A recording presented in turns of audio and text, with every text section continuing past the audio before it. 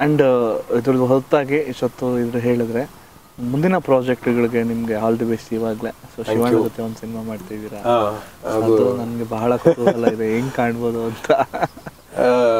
ಚೆನ್ನಾಗೈತೆ ಅದನ್ನು, ಅಂದರೆ ಇದುವರೆಗೂ ಮಾಡಿರೋ ಕ್ಯಾರೆಕ್ಟರ್ಗಳಿಗಿಂತ ಸ್ವಲ್ಪ ಭಿನ್ನವಾಗೈತೆ.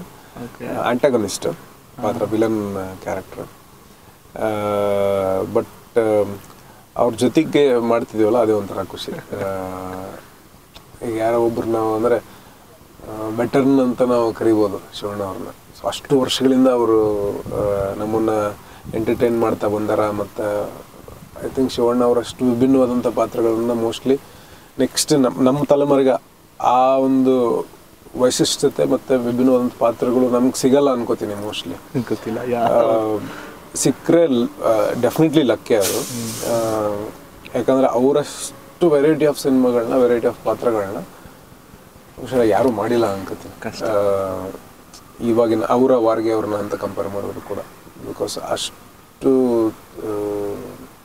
ಸಣ್ಣವರಿಂದ ನೀವೇ ನೆನ್ಪು ಮಾಡ್ಕೊತಾ ಬರ್ರಿ, ನಿಮಗೆ ಒಂದೊಂದು ನೆನಪಾಗ್ತಾ ಹೋಗ್ತು. ಸೊ ಅಂಥವ್ರ ಜೊತೆ ಆ್ಯಕ್ಟ್ ಮಾಡತ್ತೀವಿ ಅಂತಂದರೆ ಅದು ಒಂದು ಖುಷಿ. ಕರೆಕ್ಟ್.